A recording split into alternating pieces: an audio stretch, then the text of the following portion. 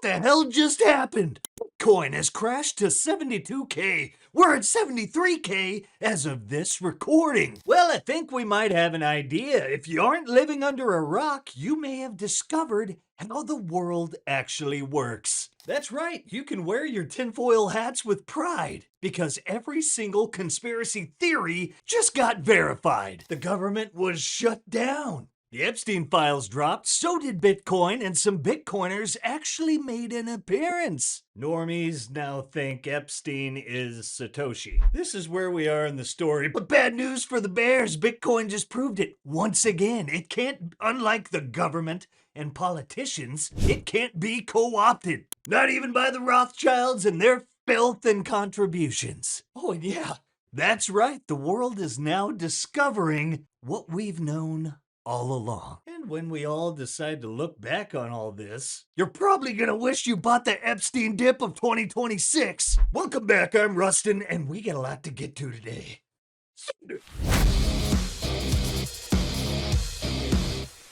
The last thing I will let happen to humanity is Jeffrey Epstein rob us humans of the invention that is Bitcoin. What is transpired with these email leaks and all of this data leak? Guys, it's very simple. The current system is disgusting. And for the future of our species and the future of our children, we have to fix it. We are battling the battle for human prosperity and the future for our kids. You have disgusting, pedophilic monsters running institutions, governments, countries making extremely important decisions. We have to burn this existing system to the ground. Listen, we did not have a say in what we inherited. I'm young. I did not have a say in the world I inherited. But I'll be damned if I don't have a say in the world that I build, in the world that my kids inherit. Bitcoin will work. Open source software and distributed systems will prosper. Bitcoin is an open source project, meaning we get to see and audit everything. We can look at the code. If they implemented a backdoor, if they implemented something that was nefarious and malicious and destructive, we'd be able to see it. Bitcoin is a public utility. It's open to the world. And so we can all see it. Bitcoin is well engineered and functioning, and it doesn't matter what emails get leaked. The open source code doesn't change. Was a bad person involved when fire was invented? It doesn't matter. Fire is a utility. People can benefit from fire. How good of a person were the early internet pioneers? Does anyone know? I guess the point is, Bitcoin's an open source utility. It's a neutral thing. It doesn't have feelings, emotions, intents. It's just a bunch of code that delivers a very useful utility like water, like fire, like steel. The last thing I will let happen to humanity is Jeffrey Epstein rob us humans of the invention that is Bitcoin. That's the last thing I will do. Fuck these people. If I have to go on CNBC every single day to ensure that the public knows that that guy has nothing to do with the credibility of this invention and how monumental it is for all of us to be living in this time and making use of this technology, I will do that. I will be damned if this guy's emails from a decade ago get in the way of Bitcoin. Bitcoin doesn't give a shit, and neither should anybody else. What's all the hullabaloo? Well, a newly released batch of Epstein files reveals previously unseen communications and financial ties between Jeffrey Epstein and several influential figures connected to early Bitcoin development. The documents span nearly 7 years and show Epstein's sustained interest in Bitcoin. He donated roughly $850,000 to MIT between 2002 and 2017, including $525,000 to the MIT Media Lab's Digital Currency Initiative. After the Bitcoin Foundation collapsed in 2015, some of this funding indirectly supported Bitcoin Core developers who joined the Media Lab. Epstein was in frequent contact with MIT Media Lab director Joichi Ito, who described the onboarding of Bitcoin Core developers as a, quote, big win, helping to position MIT as a central hub for Bitcoin protocol work. Emails show direct communication between Epstein and Jeremy Rubin, co-founder of the MIT Digital Currency Initiative, beginning in 2014. Rubin sought funding for research in crypto projects, and Epstein offered multiple funding structures while warning that efforts to, quote, pump the currency were dangerous. Rubin has since said that the engagement was limited and professional and welcomed the release of the emails. The files also reference Gavin Anderson, Vladimir Vanderlaan, and Corey Fields, who joined MIT's DCI in 2015. While their names appear in internal emails discussing funding after the Bitcoin Foundation's bankruptcy, there is no evidence Vanderlaan or Fields communicated directly with Epstein. Anderson declined meeting requests from Epstein as early as 2011 and has not commented publicly. Early Bitcoin contributor Amir Taki also appears in the files through emails exchanged with Epstein in 2011. Taki later said communications were cut after Epstein's background became clear. The documents further reference Brock Pierce and Coinbase, with Epstein reportedly investing $3 million in 2014. There is no evidence of criminal wrongdoing by people named. However, the disclosures highlight Epstein's repeated attempts to use his wealth and connections to engage with Bitcoin's development during its formative years. Oh shit. I said I wasn't going to stoop to that level. No pun intended. That joke literally wrote itself. But you guys heard the conspiracies about Bitcoin Core being compromised, and then, well, all this comes out. And when you saw the issues surrounding Core 30, you may have thought, whoa, that's preposterous. These people are nuts. But when people are dealing with the devil, you can't help but think they may have devilish intent. Their trust becomes lost, and, well, competition brings balance back to the force. Now check out this breakdown from Bruce Fenton, who was inside at the time all this was going on. Check it out. So did Epstein have influence on Bitcoin? Short answer is no. You know, I've watched these things a lot. I'm very aware of it. A lot of the controversy around this Epstein thing was he donated money to a thing called the Digital Currency Initiative. Actually, I think he donated to Media Lab, which ran Digital Currency Initiative. I ran the Bitcoin Foundation, actually, and the Bitcoin Foundation used to fund Bitcoin developers, and then MIT took that over. And bottom line, he made a donation. No, he didn't have influence. It doesn't work that way. So even if Epstein had heavy influence and that's what the donation was for, Joy Ito, who ran the thing, was basically saying to a donor, hey, here's a good thing your donation went to. And that's it. It was one of many, many donations, and he was just trying to say, hey, here's some things that we did. We're funding Bitcoin development. Did Epstein have involvement? Absolutely no evidence whatsoever.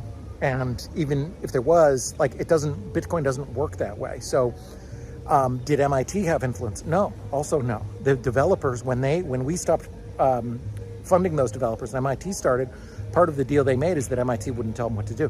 It would have been a huge scandal if MIT told them what to do. And if they did, everybody would see what they wrote. So if MIT was like, here, have this secret whatever code that would, help Epstein somehow or something. I mean, there's just no such thing. But even if it did, that doesn't control anything. They could have written all the code they wanted. That still wouldn't have been part of the network. The Bitcoin network would have had to accept that through the nodes and the miners. So it's just false on top. I get how people who don't understand how it works could think that, but it's just false on top of false on top of false. No, he didn't have influence. MIT didn't even have influence. Even if somebody did, that's not how it works. Influence doesn't work that way.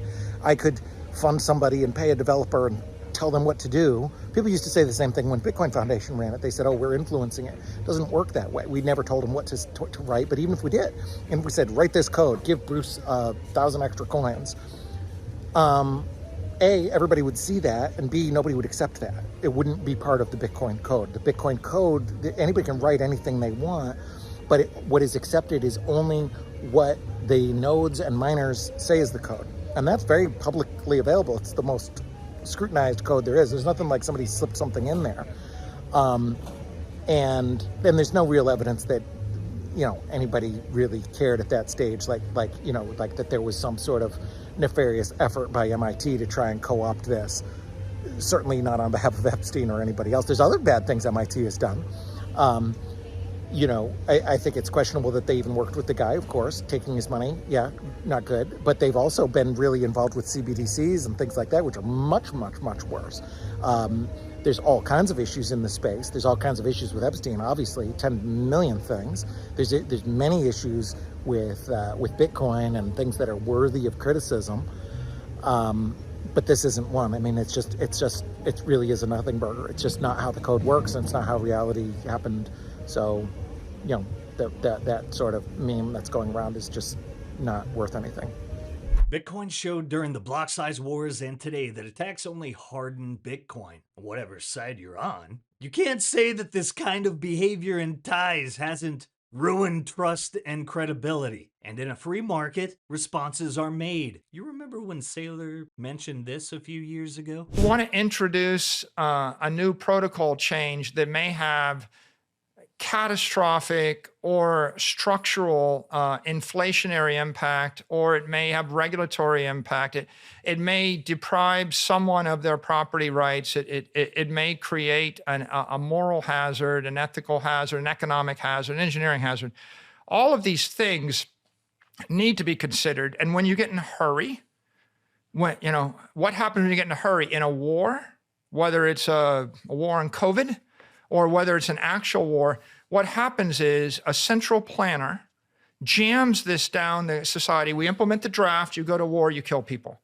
We implement medical policy, we implement lockdown policy, we implement centrally planned banking policy. There wasn't time, we had to shut down that bank. We had to shut down 40 million businesses. Why? We had to do it for the good of the people. And so I think that there's a lot of bad decisions that are made when you get in a hurry. And fundamentally, I would say, I'm not in favor of central planning. And I think that most of the Bitcoin community doesn't agree with central planning. So why would you want a dozen developers to centrally plan the protocol and then to make changes because they think it's academically, theoretically good for everybody? Like, you get to make the decisions for the next 1,000 years for 10 billion people just because you have a good idea? And my answer is no. I don't think that it's wise for us to encourage people to play God. I think you get to play God once. Satoshi played God. I think the rest of us ought to have the humility to say, we're not Satoshi. By the way, the odds were 10,000 to 1 against Satoshi. Satoshi rolled the dice. He won. We're good. But now the way that empires fall is the person that inherited the United States, that inherits Bitcoin, that inherits the corporation. They think they're just as smart, and they're just going to go ahead and roll the just as hard, and they're going to play God. And I think the history books show the result. The result is they always fail. The empires always crash and burn. And the things that last are these protocols that we have respect for, like Arabic numerals. I understand protocols evolve, Peter, like the English language. The English language has evolved over 1,000 years, you know? And if you go back to the King James Bible, you know, you can understand it, but it's obviously used differently today. I'm okay with the protocol evolving over 400 years, carefully, conservatively, deliberately, because everybody says it's in our collective economic and political interest to do this. I'm just skeptical of people that have good ideas that are in a hurry that would like to change the entire network because it would make their project easier. Yeah. Well, he may have been onto something. And wait a minute, was GigaChat in the files? Oh no, not in the way you might think. We're about to bring it home today, but before we do, Look at our likes. 3 or 4 times, maybe. I gotta pump those numbers up. Those are rookie numbers in this racket.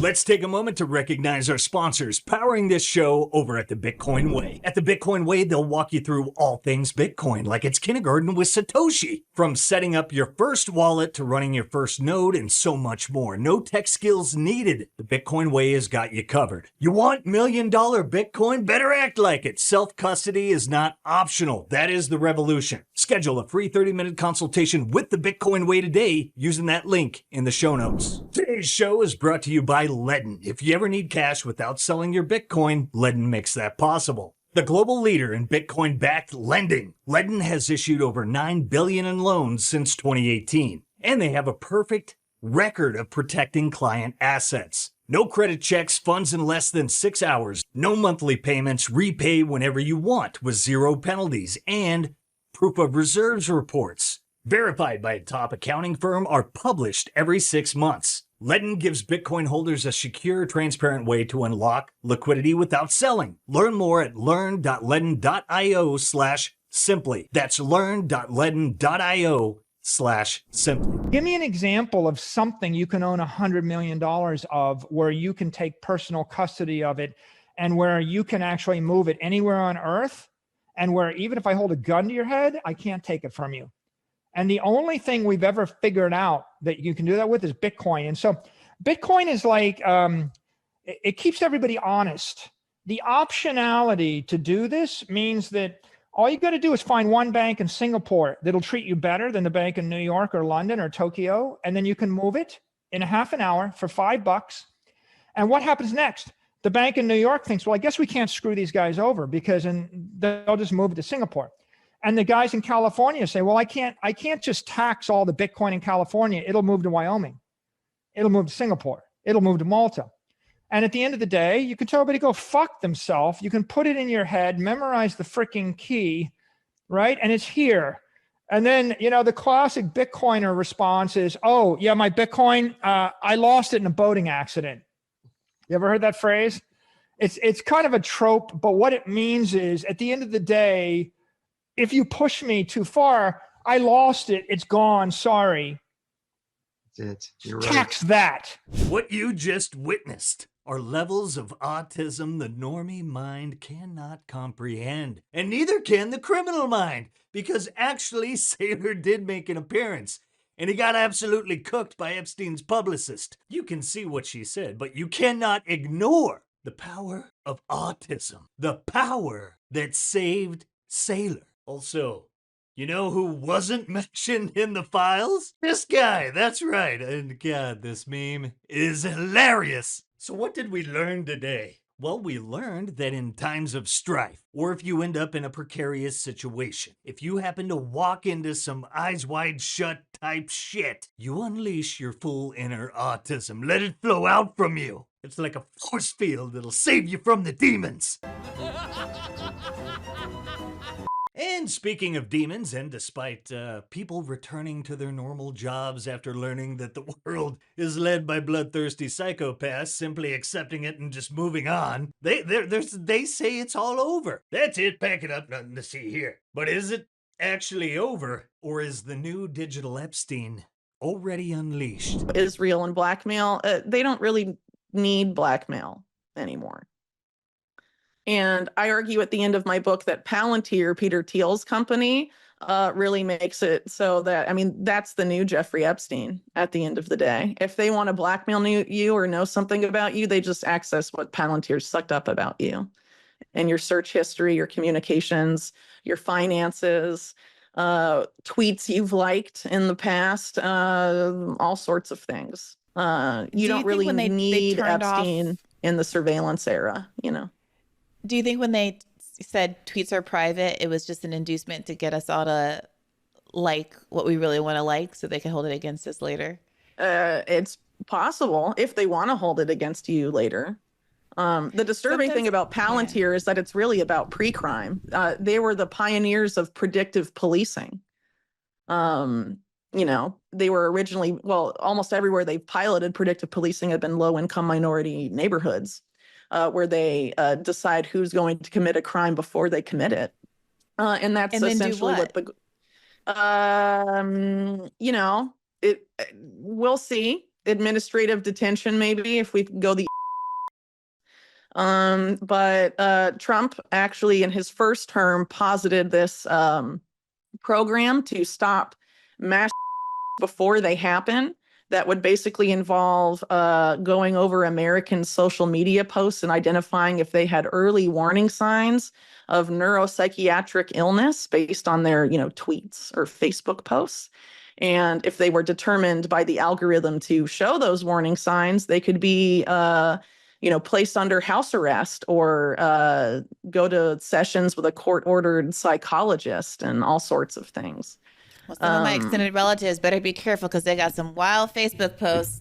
I had to leave the app. So do a lot of Americans. And it's worth pointing out that a lot of social media companies like Facebook have a lot of ties to Peter Thiel at the same time he was setting up Palantir. And that Facebook has a lot of similarities to a failed DARPA project called LifeLog that arguably Facebook was resurrected into, because Palantir is the resurrection of another DARPA program called Total Information Awareness that was so scandalous when it was announced. It was defunded by Congress, but then they realized that if they turned it into a private company, no one would complain. And that's how we got Palantir.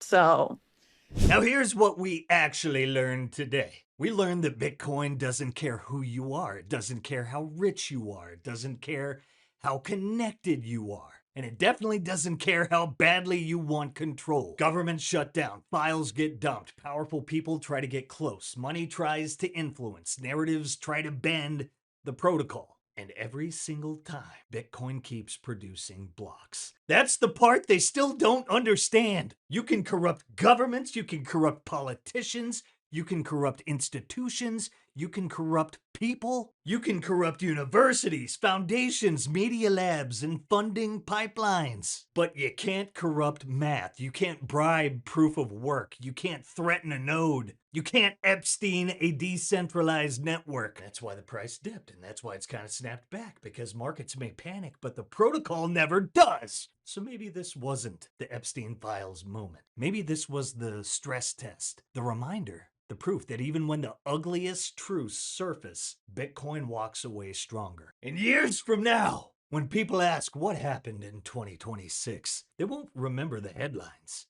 They won't remember the fear. They'll just say, yeah, that was the dip you were supposed to buy. And the possibility of World War III is higher than ever, which is probably a good time to visit our new sponsor, Sat123. Because when cell service dies, life doesn't have to. Sat123 hooks you up with real satellite phones, Starlink kits, and rugged off-grid internet that works anywhere. Mountains, ocean, middle of nowhere, it doesn't matter. If you care about preparedness, freedom, and staying connected when it actually counts, go to sat123.com. That's sat123.com, and don't forget to use promo code SIMPLY for 15% off. No signal? No problem.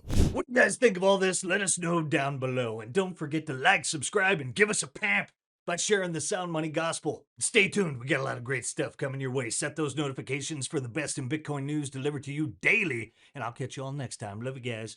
Peace. If you prefer to go down with the ship, you.